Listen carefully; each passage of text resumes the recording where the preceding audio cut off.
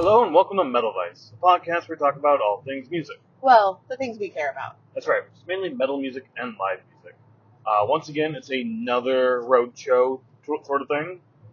We're driving back from Madison to Chicago. Just saw Amon Amarth last night, but we made a whole long weekend out of it where we went to go see Wage War up in Green Bay with Nothing More, Sleep Theory, and Veil of Maya. Yes, yep. And then we went from the very next day from Green Bay down to Madison, only like a 2-hour drive or so. Yeah, it's not bad. Not bad. For that Amon Amarth show with Cannibal Corpse, Obituary, and Frozen Soul.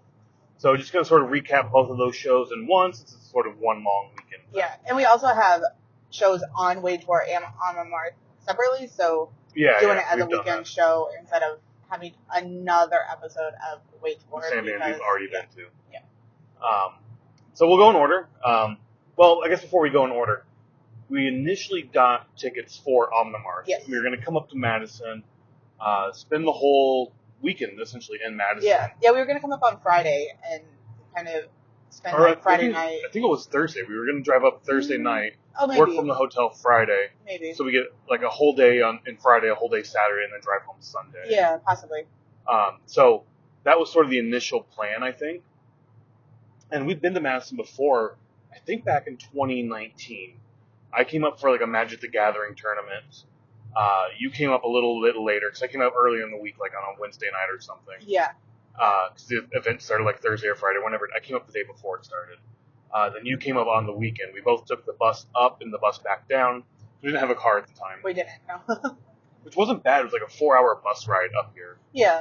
It was a little long for me because I went Friday after work, so it was like all the Chicago traffic. Yeah. Your bus ride was a little bit quicker. Yeah. But in any case, it was a blast. That time, I remember liking Madison a lot back then. So I was super excited to go back to Madison. So we got tickets. We had that all planned out. And then Wage War announced their co-headlining show with Nothing More. Yeah. And we were looking at dates to see where we could fit that in as well, because I know you love Wage War, so we definitely wanted to try to hit that up. Yeah. Nothing really in the Chicagoland area, I don't think. No. I can't remember. They were in Illinois, but I can't remember what city. But Peoria, maybe? It wasn't Peoria. Okay. But it's not close. I mean, it's not like a suburb or anything of Chicago, so. Okay, cool. I don't remember where either. But it was May 3rd, they were going to be in Green Bay, or May 7th, they were going to be in Madison as well. Yes. And I thought about saying, like, let's just extend our trip to the middle of the week, go see the Wage War show, and then come home the next day. Yep. For you with vacation, you just don't have that vacation that you could have taken an extra day off. Time off work, yeah. Even if I worked at the hotel like that, I would need a day off to drive back. Right, or time off to drive back. Yeah, exactly. It didn't work. But the Green Bay show worked out pretty well because it was just the night before. So we could go up to Green Bay, then back down. That meant cutting our Madison trip short because we didn't get a whole lot of time in Madison. Yeah. We also didn't get a whole lot of time in Green Bay. We did work the entire day on Friday in Right. Green Bay. We drove up Thursday after work. Got to Green Bay a decent time. Yeah. It wasn't that... Oh, we took a half day. Yeah. Didn't we? You worked in the car. I took a few hours of work time to drive up. Oh, that's right, because we were in... Rosemont. Yeah. Because the night before we went to Judas Priest, we stayed out in a hotel at that show. We did a whole podcast on that, too. Yeah. We've had a really long week, which is why we're recording in the car. Yeah. Try to make up for this. But we stayed out there because we didn't want to drive through that Chicago traffic again. Right, yeah, because from where the Rosemont or the Judas Priest show was in Rosemont, it's an hour and a half to drive out there, and then probably driving back would have been like 45 minutes, probably, because there's like no traffic at night. But then the next day to drive to Green Bay, we would have had to go through all that again. So I'm like, that hour and a half traffic. Yeah, so I'm like, I'm not doing that twice. So we just stayed in a hotel. To get to the same spot. Yes, yep. So we found a cheap hotel and stayed there. Yep. Then, that's right. Then we took a half day. You took a half day. And you worked. I worked from the car while we drove up from Rosemont to Green Bay, which is why we got there at like 5 at Green Bay. We had been to Green Bay as well. I think one of our first shows we ever did was on that show, the Ghost show that we saw. Yeah. Did we do a podcast on that? I thought we did. That was Ghost. Cannibal Corpse, or not? Sorry, that was Carcass. Carcass. and Spirit Box. Spirit Box. Was there another one, or is that it? No, I think that's it. And Carcass replaced Mastodon. Mastodon was supposed to be there, but they were at Louder Than Life, I think. Yep. Anywho, we've been to Green Bay as well, but that was the same thing where we went to that show the very next day, because that was a Friday show too, I think. Yeah, it was. Yeah. Because then the very next day we packed up, drove from Green Bay down to Peoria to see Trivium, In Flames, I think it was, Lamb of God, and Megadeth. Yeah. In Peoria. And it was the same thing. We get there. We didn't have a whole lot of time to explore Peoria. There really wasn't a whole lot going on anyway. No. The downtown area is kind of dead on a Saturday night. There were a few bars and shit open that we ended up finding food and getting a drink before the show. That was that experience, right? It was almost identical, just going a different direction this time around. Right. And not as long a drive this week or this time doing it then. Right, I mean, Green Bay to Peoria is that was a long drive. Yeah. Going down from Madison, we're only driving like 2 hours each time. Yeah. This is super perfect. Nice. Yeah, cutting this into like 2 hour stints is perfect. So. But yes, that's sort of the setup of what we were doing this weekend and what we're going to talk about. So I guess let's dive into the first show, that Wage War, Nothing More, Veil of Maya, and Sleep Theory tour. This is just their North American 2024 tour. It's the tour name, very kind of lame, generic. We only saw like 15 of those last year, so. Yeah. This was at the Epic Events Center in Green Bay, as we said. Ticket prices were $35 with $7.17 in fees and then $1.93 in tax. We got physical tickets. We've had our name in at will call. Yeah. You just went up, and sometimes at will call, you just give them your name, they cross it off the list, and like, all right, you're good. We got physical tickets. It was awesome. I love physical tickets. Part of that fee might be associated with the physical ticket. Awesome. Typically it is, but that was awesome. Finally get physical tickets. Yeah, this is kind of nice too. In this scenario anyways, we just went up, said our name, they had it in an envelope already, handed them to us. Super quick. Super easy. Yeah, the Epic Event Center is in this like strip mall with a furniture store attached next to it. Yep. It's new construction, like I said, like a strip mall area. It's pretty generic from the outside, and when you get in, it's kind of like any other newer venue that's being built. Yeah, just like an open room. Yeah, open room, all black with like sound dampening fabric and foam padding and whatnot all over the place. They had a VIP balcony. I'm assuming VIP balcony. It was, yeah. There was somebody there checking for bands or something, checking tickets or something. A few little pop-up bars on the side, and then like a long bar in the back, where the soundstage obviously was as well. But otherwise, just a wide open floor, pretty decent sized stage, decent sized room, really, for a crowd. Yeah, very very similar to a lot of venues that we've been to that aren't old. Yeah, I think you said that, like the newer construction ones. Yeah. Just odd that it was in the strip mall area, not like as a standalone building. Well, because like we didn't know really where it was, so we got a hotel kind of close, walking distance for us, anyways. And I was like, that way we don't have to drive there because I don't know how parking is. Because I mean, there's a lot of venues where like they don't have a parking lot, but this one does since it's in like a strip mall. So. Or if they do, it's like $40 to get in. Or this, I don't think they were charging anything. I don't think so. It was just, like you said, a strip mall parking lot. Yeah. Across the street was a Hy-Vee. Good to see those around up north here. All over the place back home in Iowa. But, and we're Fairway people anyway, so whatever. It's funny. It's like such a Iowa thing. You either shop at Fairway or Hy-Vee. Right. Those are your two options. Or I guess Walmart. But, Walmart's way below Fairway or Hy-Vee. Anywho, a pretty decent venue. I wasn't unhappy with it. It was kind of cool looking, but also very generic. The venue was good. There was some sound issues for Sleep Theory and Veil of Maya. Very low vocals for Sleep Theory and Veil of Maya. Just the whole thing was very low. We were kind of walking around the backish area because we left to get beer and the line took forever, so we didn't get really back into the crowd. But we were just kind of like standing near the back or at the side, and it was just so quiet. And I don't know if it was just where we were standing or if But I mean, even another guy I talked to, he thought it was very low volume as well. So I don't know what was going on. I didn't notice that with Sleep Theory, honestly. There Yeah. was somebody around us when we were standing there for Sleep Theory. We had pretty good spots for them. We were in center of the stage. Yeah, center, probably. Center, yeah. And I didn't get that. I could hear the vocals fine, I thought. Like I said, there's a guy around me, like I was trying to say, before going off on a tangent, as I'm doing now, who, like, at one part, like, shouted out, like, turn up the vocals, something like that. Yeah. And turn the mic up or something. Yeah.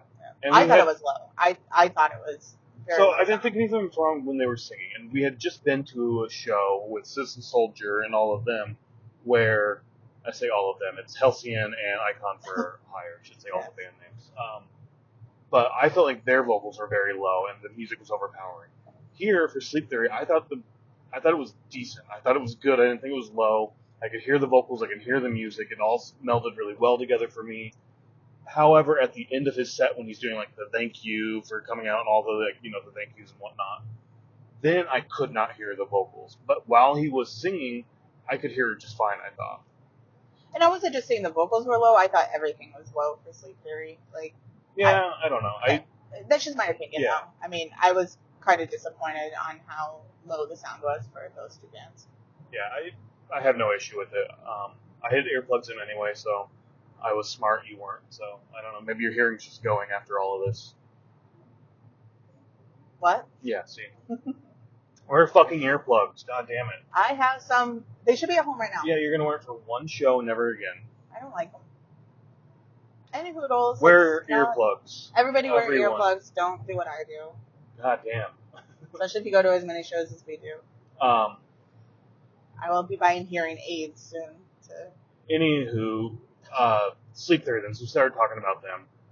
Have you known about them at all beforehand? So I knew about Sleep Theory from Instagram, but and I don't know his name unfortunately, but it's only the vocalist singing, not like a band playing or it's just him singing into a mic. So it's not like videos of their shows or anything like that. So that's how I knew of him or knew of them, I should say. So I've heard the name. I thought I had heard some songs. We were wandering around the merch booth. We went over to their booth, talked to their person, asked if they were taking merch cuts, and she was like, "Yeah, they are." I think she said that's common nowadays. Which, yeah, it's common. I don't necessarily agree with it, but whatever. I'm still gonna ask every time I go somewhere if they're taking merch cuts or not. But I noticed like their shirt, or they had like a poster or something, and they had all of them on it.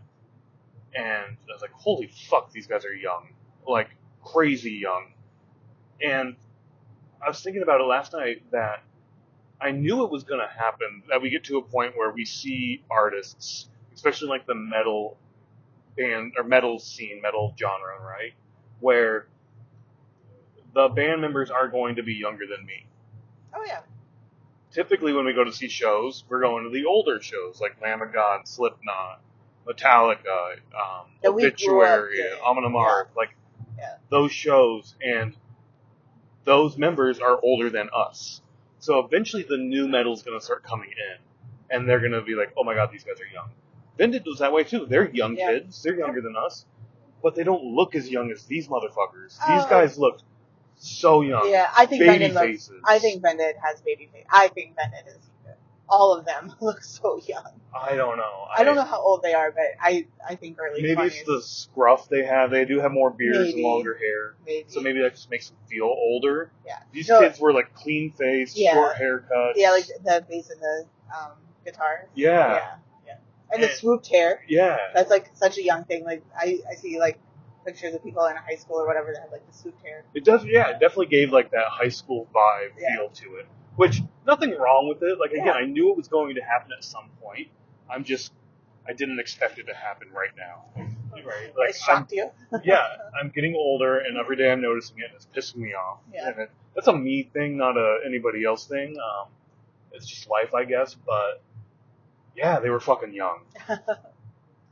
Good sound. I did enjoy the music, to an extent. It's not something I'm going to seek out by any means.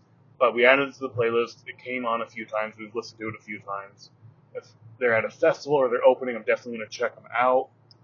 Like, we talked about Halcyon and Icon for Hire and System Soldier, right? Where if they're at festivals like Riot Fest or something, right? We'll go check out their set for a few songs. This is a band I think I would pick over those three to go hang out with and listen to. So, again, I was surprised because you were like, "Oh, it's another metalcore band," and like I said, I've only heard the vocals being sung on Instagram, not with the band and the music and everything. And so I was like, "No, it's not. It's not metalcore." But then hearing the music with it 100% is metalcore. Yeah. So I guess that's the other thing too. Like, we listened to a lot of metalcore. Especially last year, we did a lot of metalcore shows. And a lot of them I did not like. A few of them snuck through and like, all right, that's actually not that bad. This is the latter. This is this isn't that bad. Yeah. So I need to stop judging metalcore on like, they're a metalcore band. Yeah. Fuck, I don't like it. Yeah. Anything else for Sleep Theory for you that you want to bring up? Yeah, out of these two shows, there's only been two bands that we haven't seen, and that was Sleep Theory and Frozen Soul at the Amon Amarth show. Yeah, the first opener for each show. Yeah, otherwise we've seen the other bands. So, yeah. Which is another reason why we didn't want to do individual episodes like how we normally do going into the set list and all of that stuff, because we have episodes about those bands. So yeah, and all the songs were added to our set list, all except for, on this particular show, every single band seemed to have a new album coming out in June. And they played a new song that hasn't been released yet on that album. Yeah. With the exception of Wage War, right? Wage War has. Because they've released those two songs, but their new album's also coming out in June. Yeah. We don't get it till September, though. Because you bought the vinyl, right? Yeah. I don't know. There must have been an issue with the production of the vinyl or something. Yeah. So. Backorder and whatnot. Vinyl's in high demand. But yeah, then we get to Velamaya. They're from Chicago, I think. I think when we saw them, they were in Chicago. Oh, yes. And they're like, it's good to come home and play a show here. I remember that. Yeah. And who they opened with? I can't remember that. They opened for Avatar. Yeah, okay. I remember seeing them a little bit, and I remember being like, meh. Yeah. This time I thought it was a little better. I went in with lower expectations this time around, but was brought back around like, oh, all right, this isn't horrible. Yeah. I like this. I can't remember exactly what my gripe was the first time. Because they were metalcore? Maybe, but I don't know. I was the opposite, where when we saw them at the House of Blues, I was like, oh my god, they're fucking amazing. Like, and then seeing them here, I'm just like, but I already mentioned the whole sound issue. I was going to ask, do you think it was the sound thing more than anything, or if you thought it was too low? Yeah, I was just like, this isn't good. Which then made me disappointed, because I'm like, oh, now we have to get into Nothing More, and hopefully the sound, like, we're going to have to listen to many more hours of this sound being horrible. But. Yeah, we were bouncing around a lot for this, because like you said, we went to the bathroom, we went to the bar, our bartender was taking a little while, but everybody was also ordering cocktails and shit. It was just a very slow experience getting through that line, which is very frustrating. Because the band had already started, and we didn't want to fight our way through the crowds. We were just bouncing around all over the place. Again, don't remember a whole lot of their set, other than just being like, okay, this is a lot better than the last time I saw them, or I'm enjoying it more than the last time I saw them. But also, they came out after Orbit Culture, I think, at that show. Yes, yeah. So it is hard to go from Orbit Culture to Velamaya. And I was super... Orbit Culture, I was like, holy fuck, this is amazing. And Orbit Culture only got, 25 minutes of that show, and Velamaya got, 45 minutes. Yeah. So I could see that, I think that's what it was, really. Yeah, having Orbit Culture go second and have Velamaya go first would have probably been better on that, though. Yeah, but, Orbit Culture is the younger band. They're new. They're starting to come out. Yeah. They're not as big, or they weren't at that time. So it makes sense where you fall on the bill. It just... That happens, right? Where the people at the bottom of the bill will become bigger bands or more popular than above. And everything's jockeying over time. There's a lot of times where we like the opener better than the second band. Yeah. Or even sometimes the headliner. Yeah. It happens. And I think that may have been really what not turned me off, but why I didn't like Velamaya the first time as much. Yeah, fuck this, I still want to hear Orbit Culture. Right, and it's the same thing here where I liked Velamaya better than Sleep Theory. but I like both of them is what I'm saying, right? Yeah. Which is going to be interesting because it's going to be the same thing, I think, for Obituary at the next show, too, to some extent. It's very similar sort of vibe. So, we said this before, too, like, if you've seen a band and you don't like it live or you don't think it's a good set, go check them out again if they're an opener or something, because that next time the experience is going to be different. And it's been that way for us. There's been several bands where we saw them once, didn't like their set, and then they were back as an opener for another tour. I'm like, all right, we're going to go check out that set as well, and even like that better than the first time around. Yeah, a lot of times the second time we hear them, it's better, or just the setup's better, or the sound's better, or whatever. So we talk about wanting our first impression to be the live impression, not like a recorded impression. Mm-hmm. And that could affect us as well because we don't know the music going in. And you've even brought this up of like, I don't know when to be excited, I don't know when to sing, I don't know when to cheer. Yeah. The crowd starts getting into it, and I was like, I don't know why they're getting into it. And it's like, oh, all right. Yeah. But then the next time you see them, and it's just sort of like builds from there. Anywho, I don't have a whole lot to say about Velamaya. I thought this set was better than the first time I saw them. That's good. It's good when you have positive. Yeah. It's good when you have positive impressions of metalcore bands. Yeah, positive, but still not going to be like my go-to by any means. Yeah. I'll go see them again, is what I'm saying. Anything else for you for Velamaya? It's your genre of music more than mine. I didn't care for this show with them, but you said that. But I don't think that's their fault. I think it was the sound. Okay, then we get to Nothing More. Did you think the sound got better for them? Yes, immediately. Like, we were kind of center again. So maybe that's part of it, is like just how that venue is set up. Like, you kind of have to be center to get the best sound. But we were back to center, and like immediately I was like, this is so much better. Like, just like the sound is just heavier, and it's not like the music's heavier because all bands almost have the same sound. Wage War's a little bit heavier, but they have almost the same like heaviness in my opinion. So I mean, but like the sound was heavier. Like, immediately I was like, okay, I can feel this now. It's much better than the last two. See, would you classify Nothing More as metalcore? Because I wouldn't. They're more of that like radio metal-ish, radio rock to me. Radio rock with metalcore aspects, but then again, I don't know how to genreize them because I don't listen to Nothing More. Nothing against them. It's just not in my rotation. I think I know like 2 or 3 songs maybe, but it's not in there that I listen to. Does that make sense? Yeah, it does. And I guess what I'm trying to get at for me personally is we always talk about sort of that radio rock, radio metal of 3 Days Grace, Shine Down, Pop Evil, and Breaking Benjamin. To me, Nothing More falls right in there as well, into that sort of sound. They ended up playing Jenny as one of their big songs here. And I remember like talking to you either afterwards or during it, or like tapping you or whatnot, and being like, I always get this song confused with who writes it. I always think it's 3 Days Grace, but then it's like, no, it's Breaking Benjamin. They all have a song that's very similar to this, where it's just like a name. Yeah. Jenny, Diarrhea Jane. When I say they all, so there's 2. You said you don't. It's not in your rotation. Yeah. Nothing More is in your rotation. And it's something against the band. It's just not something. I mean, I don't gravitate towards it. So there was a time when I wasn't really big into metals. When I first started my first grown-up job, in the mid 2000 teens range, right? Like 2010 to 2015, 16-ish, somewhere in there. Where I wasn't listening to as much metal, and I was sort of going off on all of the other directions. Indie, folk, classic rock, all that kind of shit, right?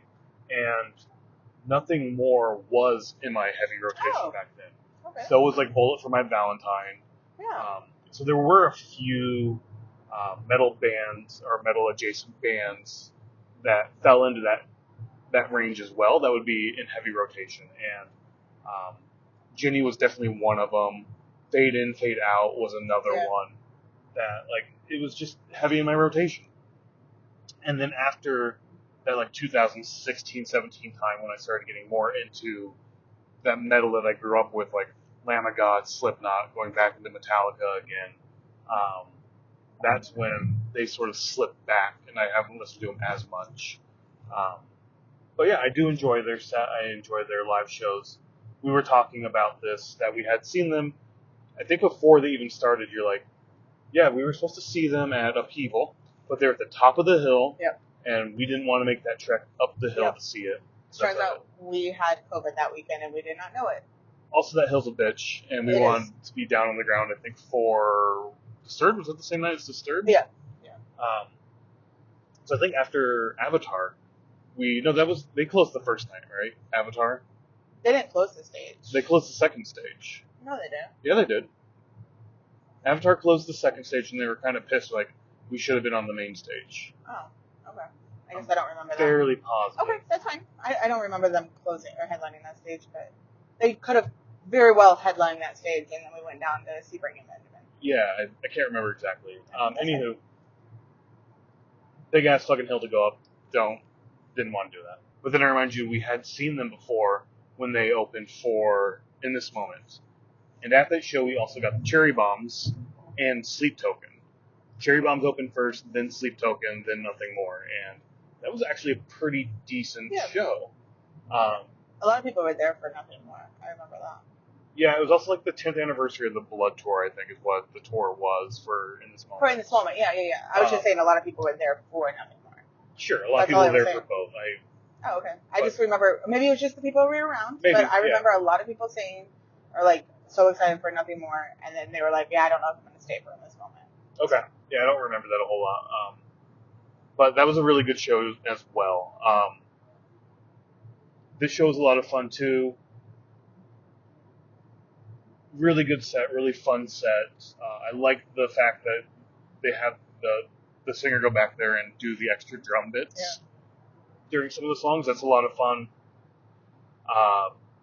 But yeah, it was a good set, and this was a co-headlining set, so they got a pretty longer than normal set that you would expect for an opener. Yeah. I think they had roughly the same time as Wage War. It was like an hour and 10 minutes or something.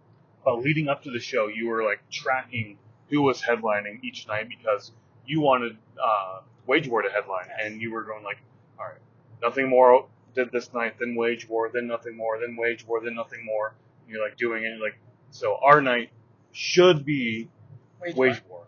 So you were super excited for that, that we were lucky enough to do that. Yeah. And Wage War does, every day they would post like the set times on their Instagram to say who's going on when and who's headlining. So generally we don't like to know that because then you know how long the set's going to be. But I was excited because then I knew Wage War was headlining. Did Nothing More start their set on time or was it early? I can't remember. It was like 4 minutes early. 4 minutes early. From what they posted online. So. Okay. But generally pretty much on time and whatnot. Other bands have done that. I think Metallica does something very similar to that, where it's like, where it's basically like, here's when everything's going to start. They did it with Lala because it was hard stop at this time, and we were joking because we were there for their show at Lala, and they get done, they're going through thanking everyone, and Lars, the last one who gets up there on the mic to thank people, and it was after like that hard stop had already gone on for like 5 minutes, gets up there, starts talking, and in the middle of his like little thank you, barely got to say anything. They just shut the mic off on him. It's like, no, the hard stop was 5 minutes ago. You're lucky you didn't have to go this much longer. Yeah, but that's because Lala gets fined from the city if they go past. Yeah. And I think that they did get fined that night. Oh, did they? So I don't know if Lala pays it or if Metallica has to pay it. But it's probably right. I remember seeing like an article that they got fined. So. I did not know that. All right. So I'm pretty sure that's like most of the festivals or even some shows that we've been to where it's like it starts super early and it ends early, and I honestly think that that's for city ordinances. It could be. Like you brought that up when we've seen shows up at like the Riviera and whatnot, that they get bumped down an hour and then whatnot. And then they have to be over by like 10:30 or something. So yeah. I've noticed that at Wrigley shows too. I went to go see Dead and Company a few times, and their set went long, and we didn't get an encore, and it's just sort of like, all right, we're done. Thank you, and then just get off stage really quick. Interesting. All right. Nothing More though. really cool to see them. I like seeing them. It's only our second time truly seeing True, them. yeah. We heard them at People, but we didn't go up the hill Yeah. to see them. Definitely a band I want to see live again. Yeah, I would see them if they're going to be somewhere. So after they got done performing, there was some guys behind me, because you ended up leaving, but behind me, and they were like, "Oh my god, that was fucking awesome! Like, I don't know how Wage War is going to top that, blah blah blah blah blah." And I'm like, I mean, granted, I like Wage War, but I'm like, Wage War shows have way more energy, and like just everything's more than the Nothing More show. But that's just my opinion, and I think the crowd had the same opinion with the way that they were moving. So Yeah, I heard a mix. I heard other people being like, "Oh my god, that was awesome! Wait for Wage War." Like, okay, yeah, hearing different, like, which is really cool with co-headlining shows is you get people showing up for one band and not necessarily the other one. They don't necessarily know a whole lot about the other band, possibly. yeah, And it's like, that was awesome, but my band's next, and they put on a heavy show. Or, Yeah. I don't know that next band, this was awesome, hopefully they can match and beat that. And I did get the vibe that the crowd was into both of them. yeah. Good movement, good singing, good, like, the crowd was just awesome all night long. And yeah, I did hear different people in different sections of the crowd when I was wandering around of being like, fuck, that's awesome, but this is going to be better, or I don't know how that's going to be better, like you were saying. And it didn't matter what band it was both bands back and forth, very evenly mixed. Yeah. And you can also tell by the shirts people were wearing. There were Yes, a good number of Nothing More, a good number of Wage War shirts. Yeah, 100%. So, I know I'm sort of like iffy on co-headlining shows, especially after last year we saw some really good ones, and we saw one really shitty one. Yeah. And I'm always afraid co-headlining shows are going to be like that one shitty one. And when they're not, and they're like this, I love it.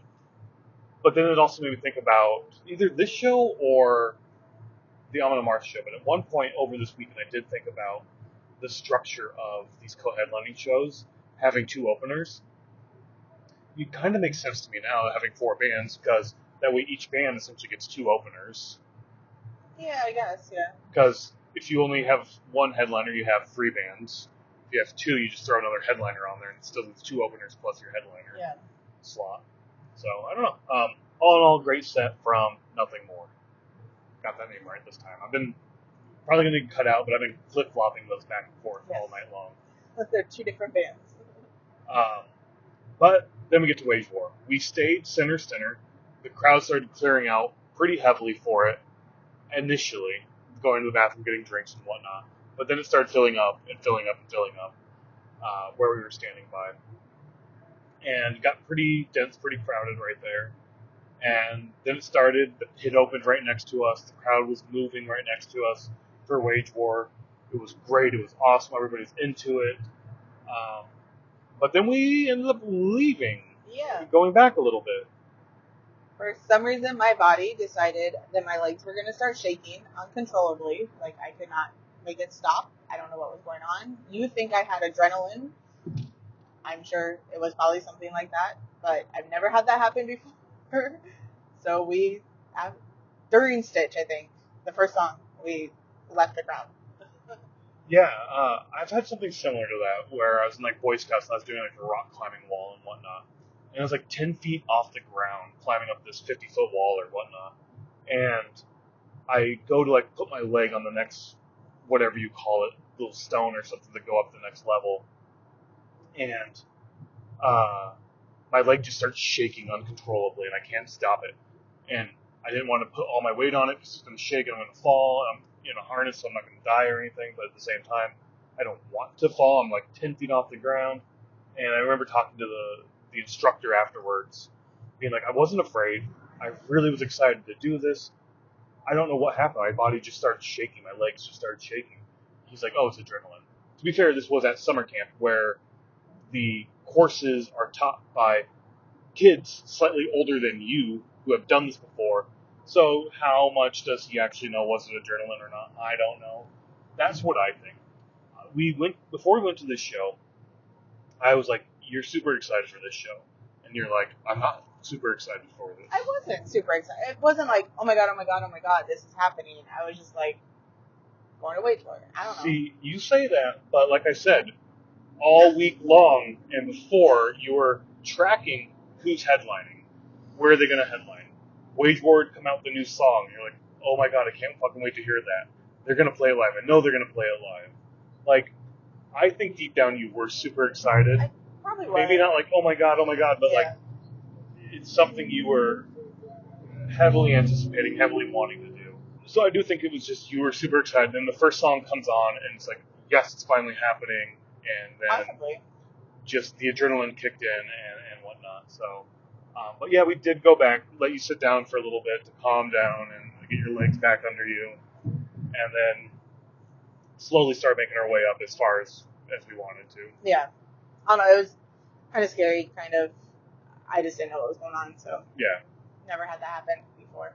But any noodles, we watched the rest of Wage War from kind of the back-ish area. But, I mean, it was still fun to hear the songs. Like, they played their new Magnetic and Nails that are going to be on the new album that's coming out in June. So, I don't know, it was fun. It was fun. Unfortunately, we did have to move. I thought that where we were with the crowd was going to be a blast. It seemed like it was going to be a lot of fun. We were in the movement. Yeah, we were in a crowd like that at Concord, which we have a whole episode on, where, like, basically you can't control what you're doing. You're just moving wherever the crowd's moving, sort of thing. So, this, while good, nowhere near comparable to Concord. No, not Concord at all. And all night the crowd was not doing any movement, hardly. Right. Once the pit opened, and that was the initial shift for us, was a pretty decent-sized pit opened up right next to us. Yeah. And that sort of jostled us. Yeah. But then right before we left, I think we were in a decent spot of like, all right, we're going to be right on the edge of the pit.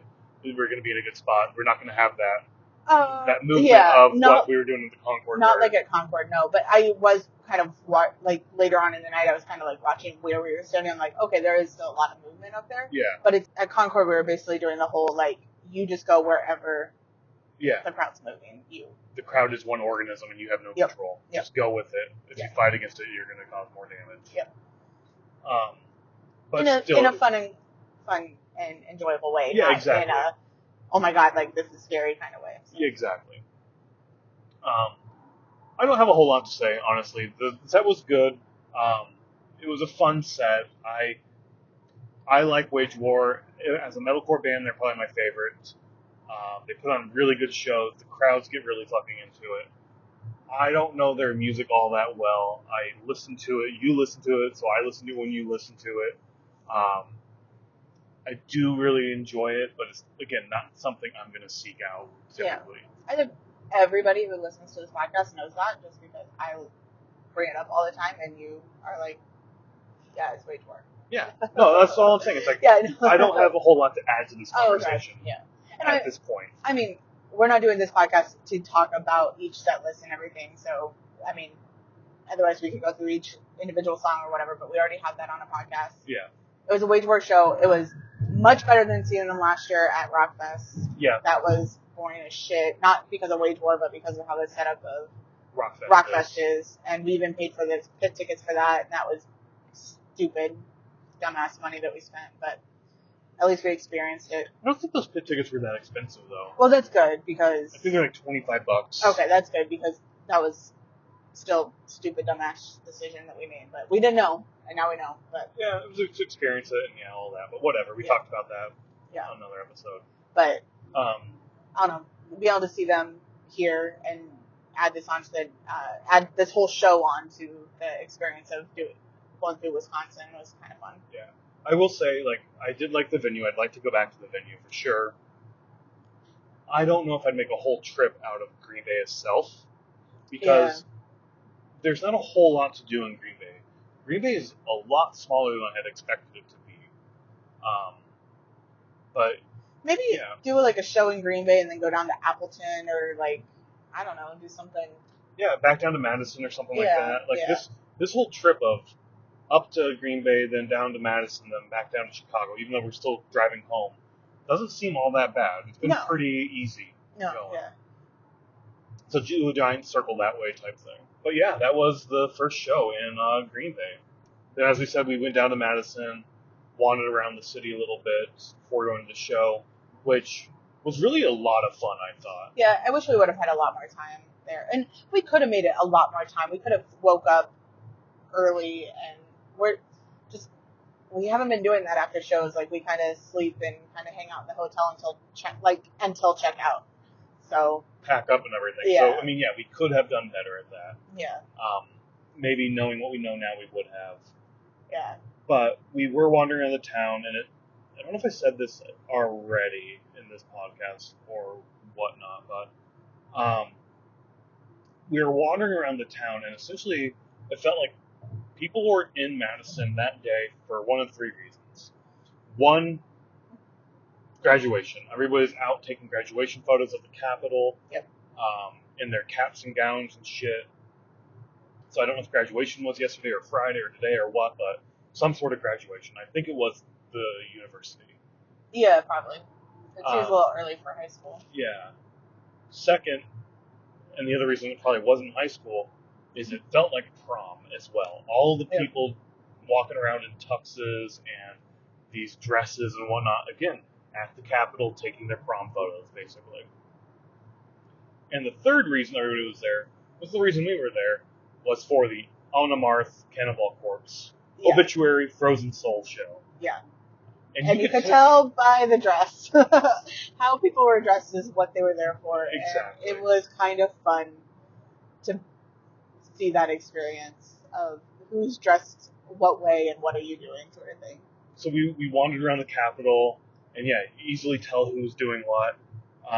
And I think at the hotel we were staying at, there was a couple weddings possibly going on because, I mean, we would share elevators dressed like we are in our shirts and jeans, and people would have nice gowns on and suits and everything. And it's just like, oh, well, these are the two things happening in this hotel. But when we walked out the first time, I think the wedding party was walking back in as well. And then, yeah, like you said, there are people like us walking around the hotel as well. And you knew they were there for that. They were wearing a Cannibal Corpse shirt. And you just give a little head nod. You're like, you gonna see you at the show? Yeah, fuck yeah, we'll see you there. Yeah. It's gonna be an awesome night. Hell yeah, it is. It was so awesome, especially to see the metalheads and just everybody like slight little head nod, like, fuck yeah, you ready for tonight? Yeah. Like, that was sort of the conversation. Just, are you ready for tonight? Yeah. It is a lot of fun. I mean, we see a lot of shows in Chicago, so it isn't like that whole, like, where you're, going to a hotel, hanging out, seeing people dressed like you are. Like, we work at home and then we, like, take the train or whatever we're doing straight up to the show. So it's not like this, where you are in a hotel, like, getting a drink or something and, like, see people who are dressed like you, so. Yeah, and we were walking down by the Ped Mall, and there were a bunch of people out all over the Ped Mall. I say Ped Mall, it's not like a real pedestrian mall. Yeah. But it's a pedestrian area with a lot of restaurants and shops. Yeah, like That's shops. the word I'm thinking of. Yeah, we went down there to go to B-Side Records. Yeah, take a look at that. Didn't find anything No. in your Karen's Pick range. No, not in the Karen's Pick range, and everything else is normal range, and we have a little high. Maybe a little high, or just not what we want to pick up at this moment. Yeah. We have a lot of stuff coming up, so we're trying to be good on what we spend. But then walking back in the hotel, ran into a guy with an Amon Amarth shirt. Just said, hey, nice shirt. And I was wearing one too. He was like, likewise. Go to the hotel for a drink. Then we went to like a dive bar 3 blocks from the venue to meet a coworker who lives in Madison. Apparently he goes to this dive bar all the time. It's a really cool spot. Super fucking cheap. I could see you going there, like, if we lived, like, in that area, like, you just go in, like, after work or something. Yeah. $5.50 pints. They also had a griddle thing going, so you get burgers, you get a brat. We got a brat, and it was a damn good brat. Yeah. It wasn't Johnsonville. It was more like what we are used to from, like, Fairway or something, like, with good seasoning and everything, so. A good, proper German-style brat. Yeah. Not German-style, because I feel like German-style is so bland. Oh, see, the ones at Fairway are called German style. Oh, really? Yeah. I just feel like the couple times I've had maybe they're German sausages, but they're just like... No, I agree. We've gone like German restaurants. Yeah, that's what I'm thinking. Their brats are bland. Yeah. But it makes me think Fairway is always called their German style. So, in any case, an amazing brat. And the dive bar, I think, was called Caribou or something along those lines. Yeah, Caribou. Watched the Kentucky Derby there as well. Yeah. There was one other metalhead there who was feeding money in the jukebox, playing great fucking metal music all night. So the bartender had her phone hooked up to play music, and it was like indie music maybe. Classic rock to country, I would say. There were. Possibly. I thought there was a country song she played, and then it was sort of like classic rock. And then he started feeding the jukebox. Yeah. And so she turned her phone off, but then I went to the restroom right before, like maybe 15 minutes before the race was going to happen, and I heard her tell him, like, hey, we got to turn the music off soon because the race is going to be on. Yeah. So.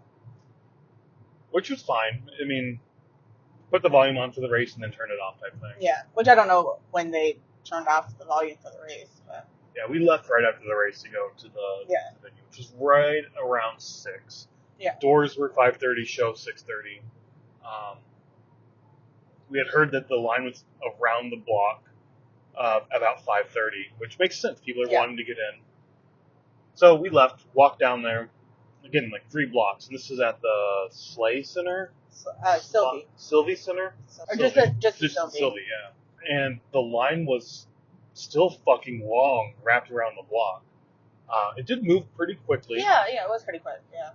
But while we were there, as we walked up, I heard people say a couple things that were interesting. One, that there were a couple guys just standing there on the corner at their phone, like scrolling through, naming off bands. And I was like, oh, they're talking about Milwaukee Metal Fest. Yeah, I heard in that a week and a half. Yeah, I heard that too. And then I heard a few other people talk about Milwaukee Metal Fest. Probably going to take the trip down to Milwaukee to go check out the show. They should. Your coworker said it's like, what, an hour and a half? Yeah, not that far. Yeah, not that bad at all. So that was kind of cool. And then I heard other people again talk about the rave, which is where Milwaukee Metal Fest is going to be. And I guess the Sylvie, I haven't looked into this, but it's a Live Nation venue, and I think this is the one they want to build next to the Pfizer Forum. That's what I heard somebody say, yeah. In Milwaukee, which the rave a year and a half or so ago sent a bunch of emails out saying, petition not to allow this to happen. Yep. I did sign the petition, or did do something. I did not ever send that email to, like, the city council or whatever. We talked about doing that. But I did sign the thing saying, like, we don't want this here. Yeah. As a non-resident, how much weight does that have? Right, yeah. Yeah.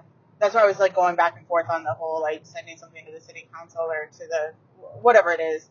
Because they had all those, like, emails in the email as well, and I just never did it because I'm like, technically I don't live here, but we do venture to the rave all the time. Yeah, and that's like a good thing, I think, to hear, right? It's like, we don't live in Milwaukee, but when shows are announced, we do first look, typically, to see, is there going to be something at the rave that we can make? Yeah. And we prefer the rave over a lot of other venues, and for us, the venue is sort of the deciding factor on what show we're going to go see.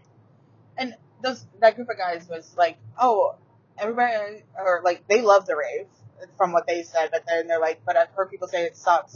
And I almost turn around and be like, it only sucks when it's like 95 degrees out. That one time we were there last summer was horrible. Because there's like no air. Fucking, like, oven in there. Yeah. It's also a super hot day, no air movement, outside or inside. Right. But that is also the day that we walked home in a downpour. We did, yeah. And by home, I mean back to the hotel. Yeah. Which was absolutely fine when it was so hot. Yeah.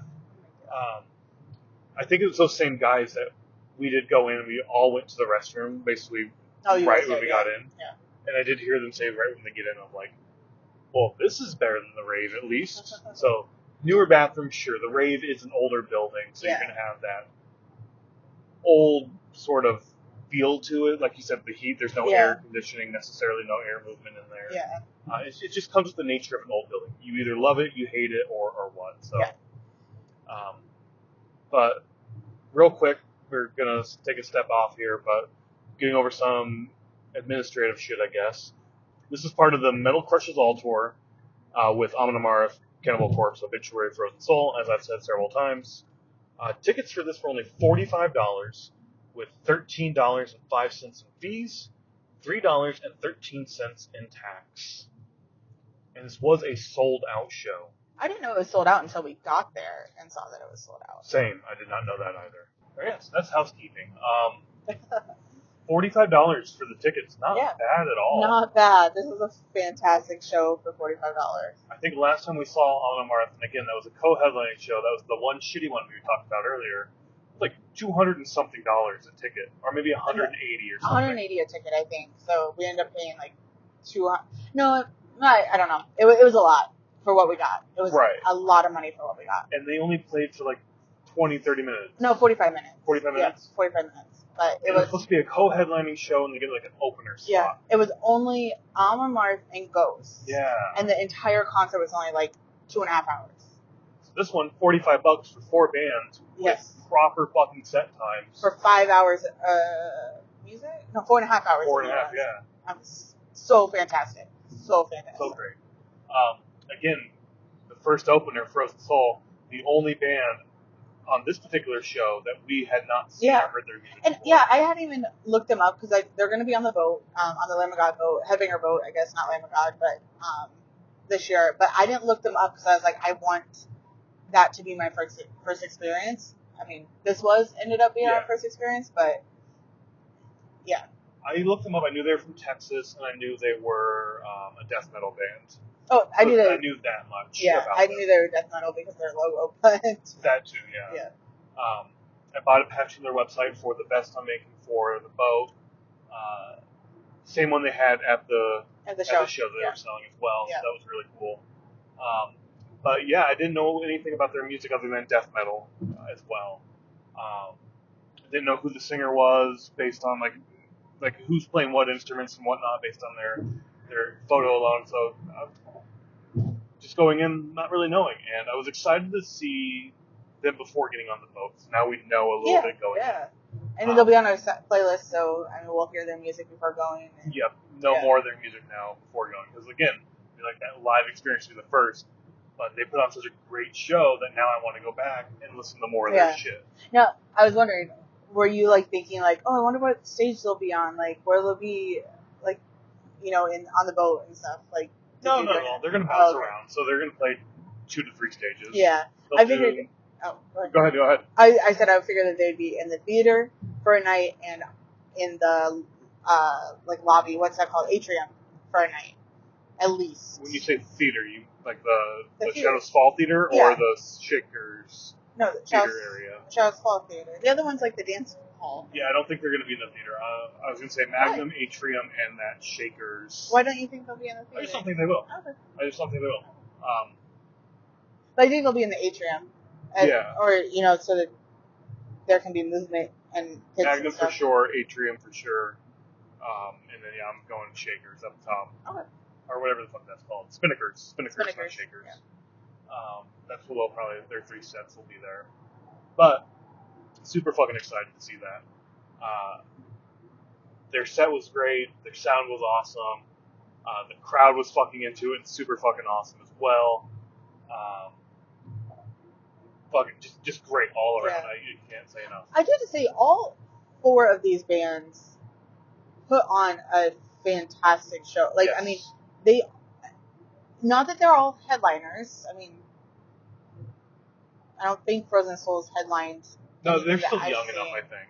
But do you know, I feel like I have seen them as like on the top of a bill for something. But anyways, like they just put on a fantastic show. Yep. Is all I'm saying. Is like, I mean, they could all play like their headliners. They have that stage presence as if they've been playing for years. Yeah. And they play like they are headliners. So when did they start? If they haven't been playing for that long? I don't know. I think they've been playing maybe like 5 years. I want to say. Oh, really? Oh, okay. For sure, no. Okay. Let's look up real quick. Now I'm going to sound like an asshole if they've been around for 20 years. Well, that's what I'm wondering. Like, if they, I mean, we won't leave this in, but I'm like, I've never heard of them as like a new band, so that's why I'm wondering if you know something that I don't know. No, I just heard that they're a new band. Okay. But no, yeah, I agree. They definitely had that headliner presence on stage, the way they played and the way they acted on the crowd, like the way they interacted with the crowd. Yeah.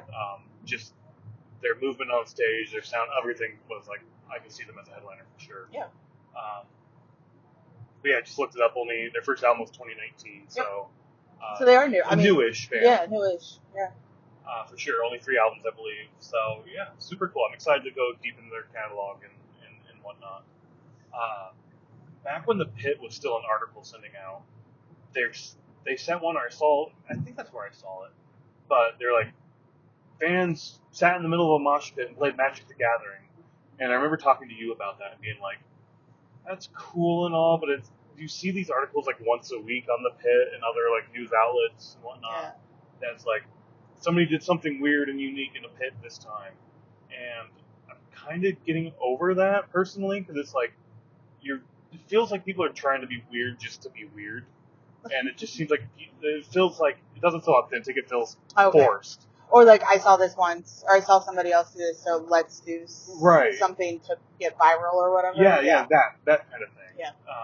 And so, like, I don't pay really any attention to those articles.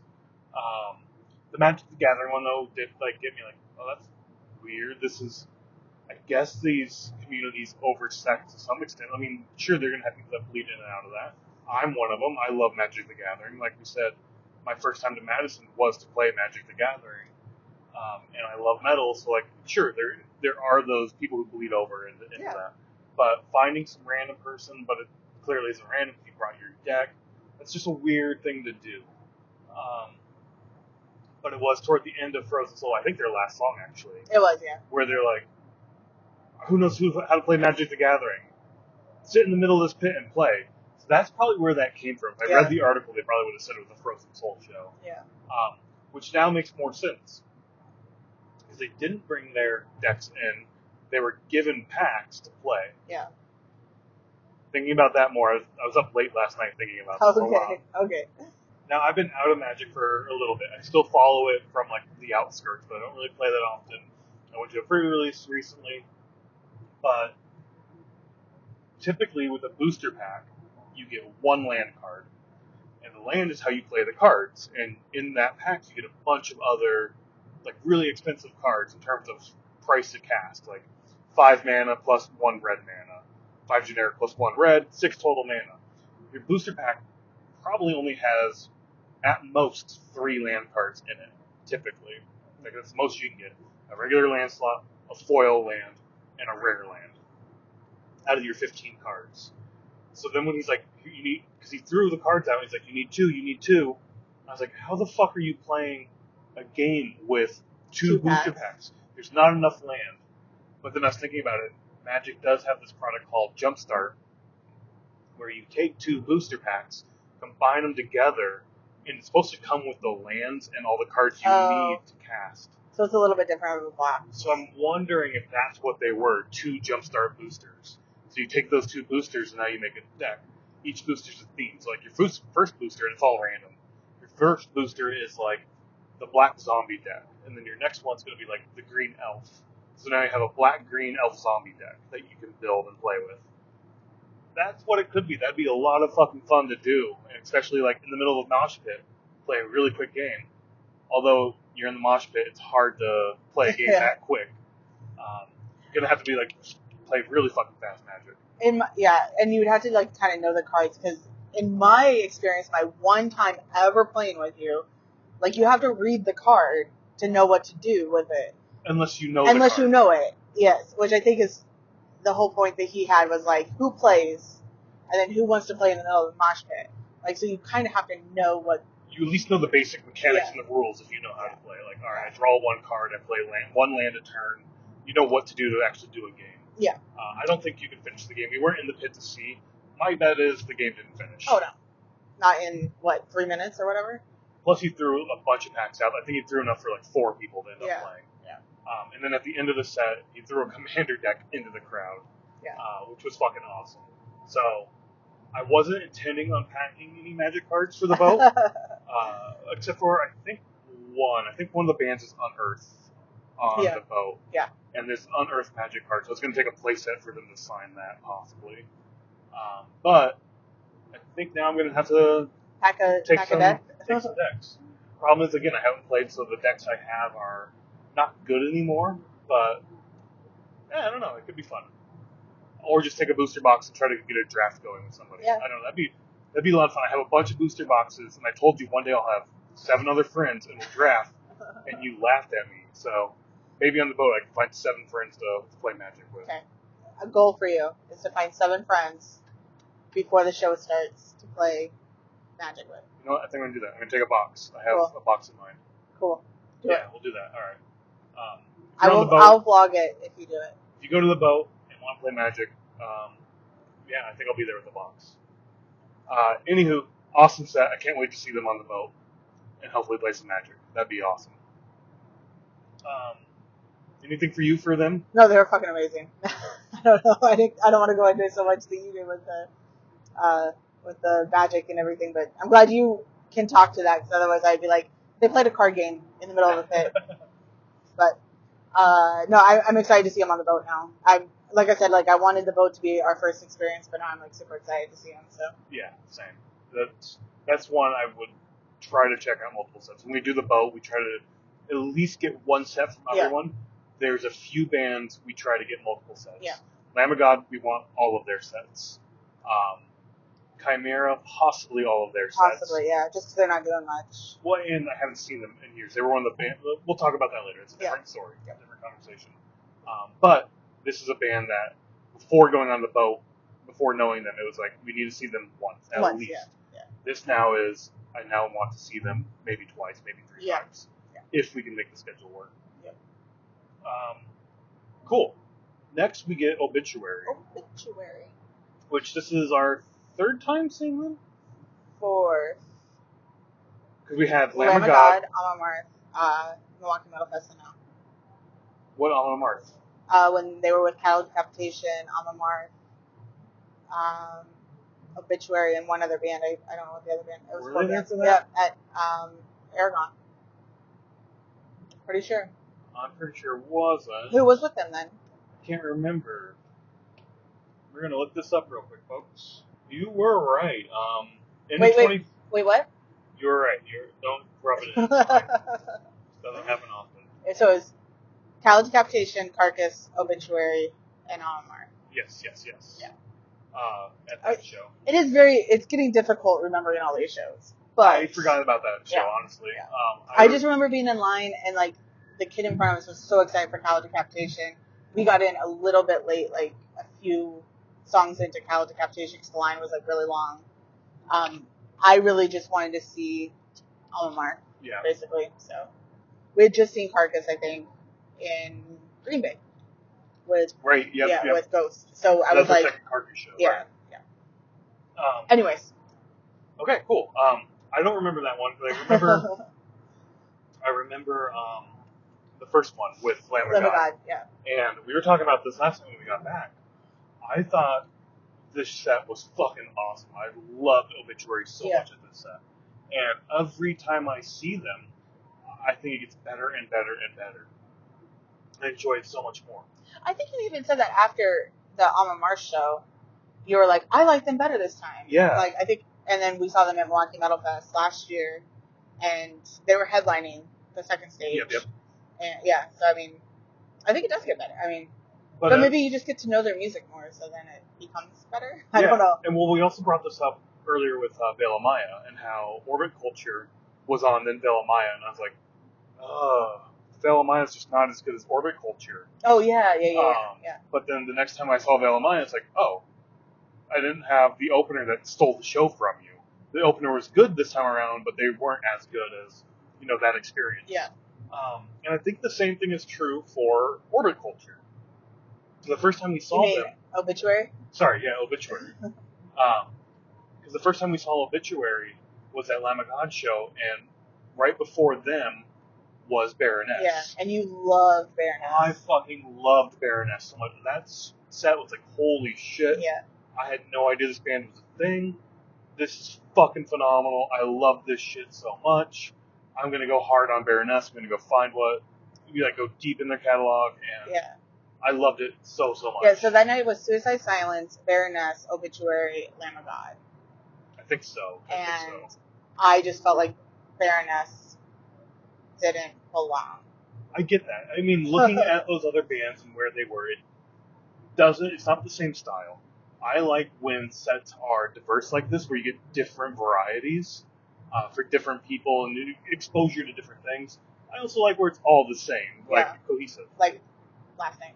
Last night was very, very identical. Everything was basically the same thing. in terms of like the same style and sound and whatnot. Definitely different bands and different vibes, but Yeah, but I mean, like the death. I mean, it's all Yeah. metal based. if you like one, you're probably gonna like the other type thing. Yeah. But Baroness for me stole the show at that point, and Obituary came on, and I liked Obituary at the time, but I still liked Baroness so much more at that point. And then the next time we saw Obituary, it's like I didn't have that opener come out. Like, holy shit, this is phenomenal. Again, this night was.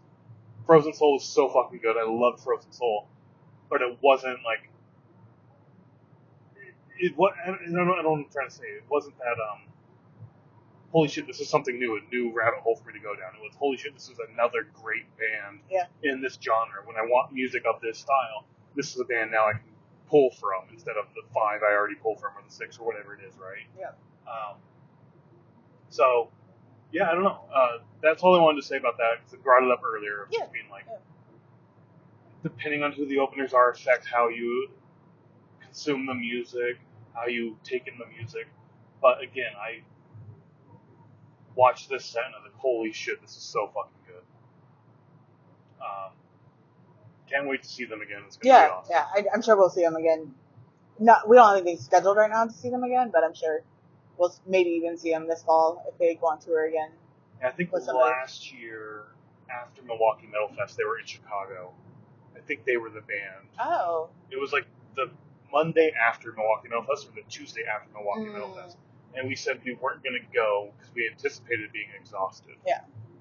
Which is probably good that we did. I mean, because even during that time, I think we saw 13 or 14 shows in like 6 weeks. So it was like... That was the end of like our long run of boom, like... boom, boom. Exactly. Yeah. We did better this month to not do that. This week, maybe not, but overall. So, I mean, it might not be till next year we get to see him back in the Chicagoland area, but I can't wait to see him again. I don't have anything else to add for Obituary other than they were fucking awesome, and I can't fucking wait to see him again. It was really, really good. I'm glad we got to see him again.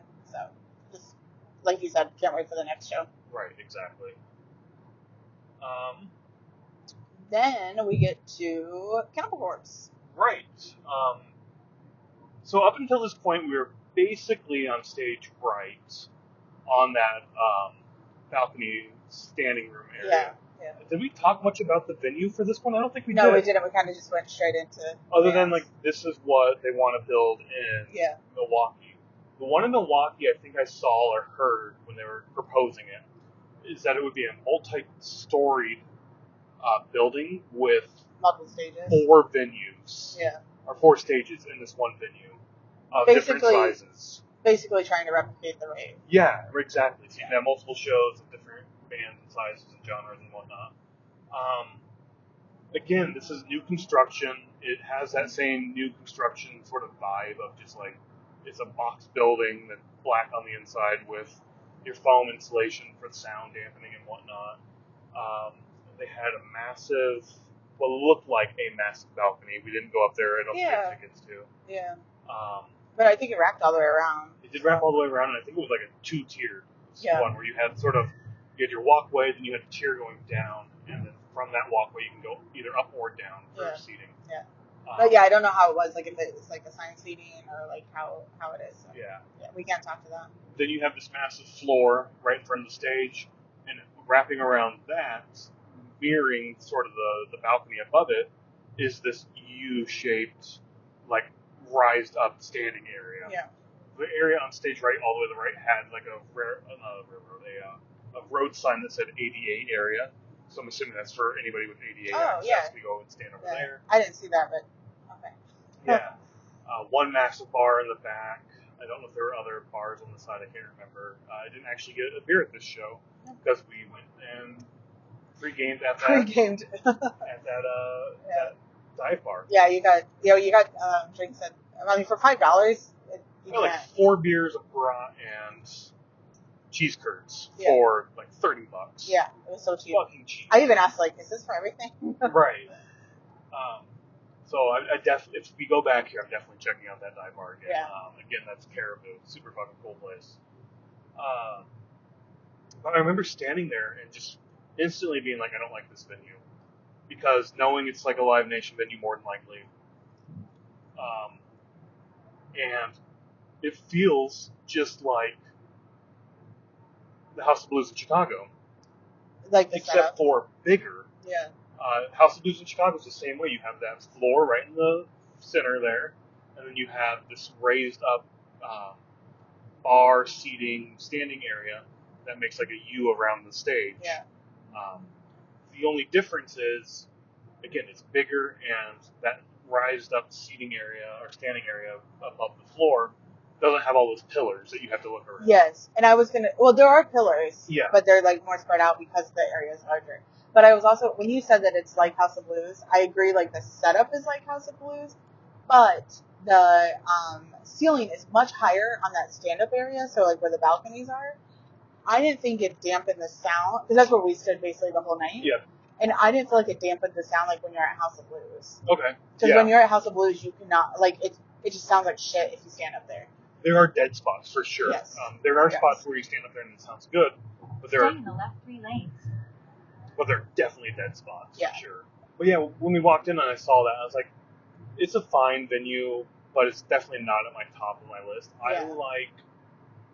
I like the radius and how big and spacious it is without this sort of differentiation between the stand, like the pit area and like a standing area. Yeah. I just like a big, massive floor where you just figure out your spot. I think you like this one a little bit because you were on that raised up area and you could see the stage pretty well. I did like it because of that. I mean, that I could see from where we were standing.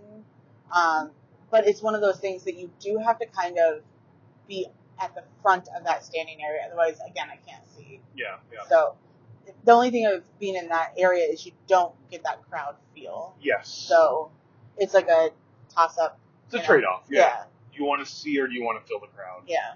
I can see and feel the crowd on the floor, so not the crowd. I can see the stage and feel the crowd. We didn't say that right before Way Tour went on when we were in Green Bay, but a shorter lady, like, kind of grabbed your shoulders, and she's like, "Do you know how fucking tall you are? You're so lucky." Because at first I was like, "Is she gonna be mad that you're standing here?" I think she said it in like a joking and way. She did, yeah. So I was just like, you're an entire chest head taller than I am, so yeah. That's why you always stand behind me because I normally can't see anyways. Even at Wage or Nothing More, the people in front of us were like, "Can you see?" And I'm like, "I'm fine." Like, oh, is that what she was leaning over? Okay. Yeah. She kept saying like, "We can move." Like, can you see? And I'm like, "I'm fine." Well, that's awesome. Like I'm so used to not seeing concerts that I'm okay. But yeah, as you said, then we go into Cannibal Corpse. Yes. Cannibal just quickly Corpse. wanted to talk about the venue real quick. Yeah. We were up there and I realized we didn't do that. We usually talk about that up front. If it's a new venue for sure. You were not keen on seeing Cannibal Corpse. So we saw Cannibal Corpse at Decibel in 2022. Decibel in Denver. Beer and Metal Fest. Metal and Beer Fest. You always say beer and metal. So I did not enjoy their set at Decibel, and I was just like, this is not a band I ever have to see again. That was my thought. Okay. Leaving that. I mean, obviously, like, if they're going to be at a show like this, but it wouldn't be a case of, like, Cannibal Corpse is coming, like, I have to go see them sort of thing. Like, it would be like, if they're at a show, I would see them. But that was my thought leaving Decibel. I enjoyed their show at Decibel. Wasn't, like, super big on the music, but we added it to our playlist. I've listened to it a few times as it comes around. I don't skip it. And it's fine. I think it's fine, but not something I'm seeking out all that often.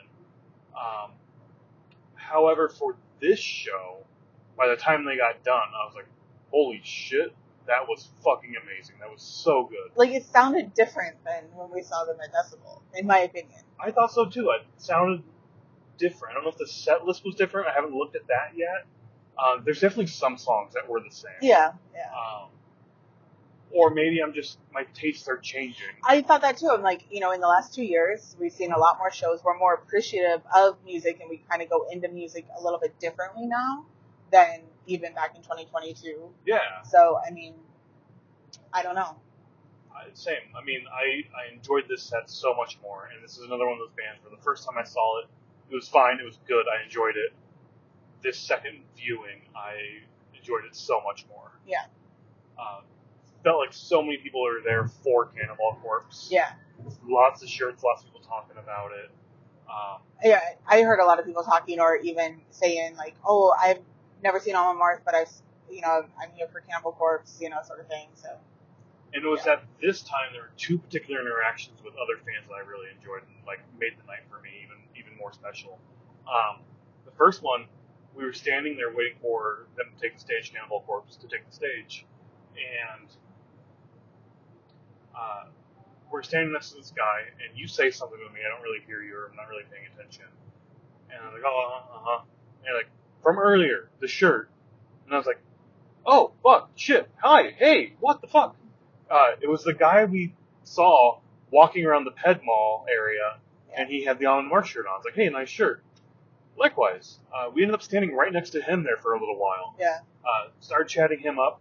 He's from Iowa. I can't remember where he said. Lake Bill. Lake Bill. Or Lake Bills or something like that. Something like that. I don't know where that is. Northeastern, I want to say. Yeah. Or Northwestern, probably. It's north for sure. I just don't know where at. Like, I'm not picturing it on, like, where it I know, is. like, Spirit Lake, there's a bunch of lakes up there, probably a lot of towns names. So that's where I'm envisioning it at. Yeah. I also don't know where it is, so. But anyways, Iowa. And it was kind of cool just to sit there and chat with him. And, caught up from earlier, basically. Like, oh, shit. That was really fun. The next one is, I wanted to go get an Obituary patch, because, again, their set was like, holy shit, I really liked this set, I like this band, I want to get a patch for my vest. In doing so, the guy in front of us, I ended up chatting him up a little bit as well. He was there with his stepdaughter and his wife, and it was his daughter's first show. And we were just sitting there talking about that. I was like, holy shit, that's awesome. She's 13, her first show, that's the perfect fucking age to be getting into this. That's right around the age I was when I started to explore metal and getting into metal. That's fucking awesome. You're an awesome stepfather for doing that. He was in line getting her patches because he gave her a leather jacket that she was now going to start sewing patches on and whatnot. And he's talking to me, he's like, yeah, we were talking about music, he's like, well, what are you into? And she's like, Nirvana. And I was like, holy shit, that's a good base to start with. He's like, I know, right? That's what I said. It's like, I can work with this. We can grow from here. So it was really awesome just to, like, talk to him about that and his experience and, like, bringing his family into this music and whatnot. It was super fucking awesome to get that. He just bought his tickets a week before, after it had sold out. He said he paid $150 a ticket. Oh, shit. So somebody sold those for a good... Yeah. Good they amount. were in the balcony, so I don't know if those were considered VIP. Yeah. I can't remember what those cost. I didn't look for those ticket prices. Yeah. It is possible those did cost a little bit more. I was going to say, if they were the $45 tickets and then somebody sold them for $150, that sucks. Yeah. We were looking at the Dying Wish show that's going to be here in Chicago. $40 listed price, right, on the Concord website. You go to buy them, fucking assholes on the secondary market are selling for $102 last we looked. Yeah. Like, fuck that. We're just not going to go to that show. Same with Carrie King. Those were like $25, $30, maybe, I can't remember what they were. $700 on fucking secondary market. That's just assholes being like, I got a ticket, but, like, if you want to pay me $700, you can go to the show. I think it's scalpers more than people who are going to... You think so? I think so. I think it's people who are just buying tickets to resell, and they're not even going to make it to the show. That's bullshit. Yeah, it is. So that sold out in 2 minutes. Not even 2 minutes. It was like a minute. Yeah. Anyways. Anywho, this show, Cannibal Corpse, I was super impressed with the set. I was too. I was happily, because I even said, like, if I could go stand outside, I mean, it was a little chilly. It wasn't cold by any means, but I was, like, a little chilly. Like, if I could go stand outside for the entire set, I would. But I'm glad we didn't. I was very, very surprised on my second thought of seeing Cannibal Corpse. Yeah. So. Definitely want to check out again live. Yeah. And see. So I'll be on the lookout for that show as well. Then we move on to our headliner, Amon Amarth. How many times have we seen Amon Amarth? I was trying to figure that out. I think this is our fifth time. Fifth time? Okay. Yeah. I love this band so much. I know. They're on your list. They are on my top list for sure. It's just so much fun. The first time we saw them was open air, 2017. Yep. The drum kit was on a giant Viking ship that had like a dragon on the front that shot fire out of its nose. Then we saw them again at a headlining show with Arch Enemy. That was our first time seeing Arch Enemy. Oh, yeah, I forgot about that show. Riviera. Yep. Yeah.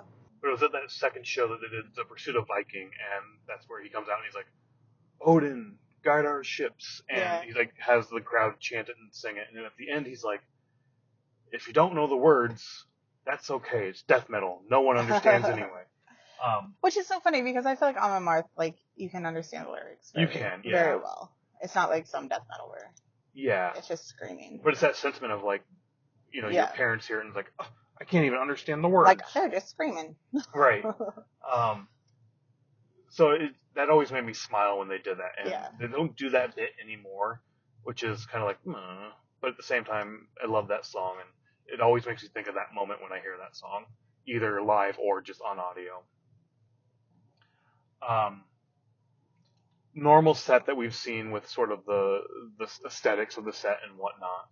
We talked about this with Judas Priest and Sabaton, how their set was massive and they didn't feel like they filled the space or used the space all that well. Yeah.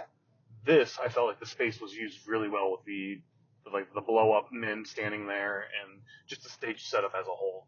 But yeah, overall, fucking awesome set, really good set. The crowd was into it. I did feel like it thinned out a little bit. I thought the crowd did too, because I was like, it was pretty packed for Cannibal Corpse, and I felt like it thinned a little bit, which is disappointing when people, you know, say you did come for Cannibal Corpse and like you don't stay for Amon Amarth, like. But I think the same thing happened with Wage War too, where people like after nothing more, people left, and I don't know. I guess that's just not us. We don't really do. I mean, every once in a while we'll leave like a headlining set, like 2 songs left if we got to get home for some reason or like get to a train or something. But otherwise, like we don't.